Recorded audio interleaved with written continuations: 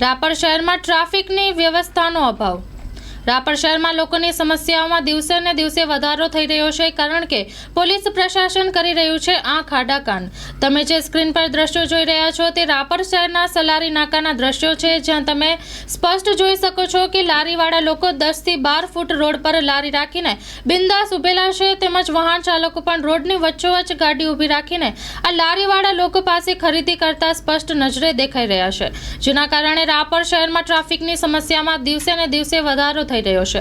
અને નગરપાલિકાએ પણ રાપર શહેરની બજારમાં લગભગ કોઈ જગ્યાએ પાર્કિંગની જગ્યા જ નથી રાખી, અને જો લારીવાળા લોકો આટલા બિંદાસ થઈને 10 થી 12 ફૂટ રોડ પર લારીઓ રાખીને ઊભા રહેતા હોય તો પછી મોપેડ ચાલકોને તો કહેવાનું જ શું, એ પણ જ્યાં મજા આવે ત્યાં મોપેડ પાર્કિંગ કરી દે છે. આ છે રાપર શહેરના દ્રશ્યો.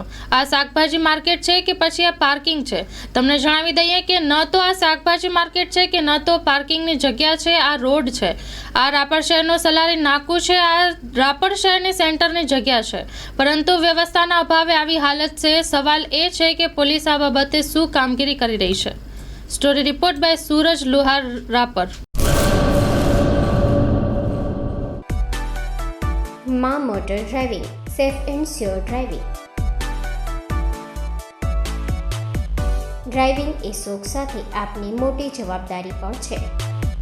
અમારા ઇન્સ્ટ્રક્ટર દ્વારા સચોટ અને સરળ માર્ગદર્શન. આપની રોજની તાલીમની માહિતી મેળવીને શું અધુરાશ છે એના ઉપર પૂરું ફોકસ કરાય છે.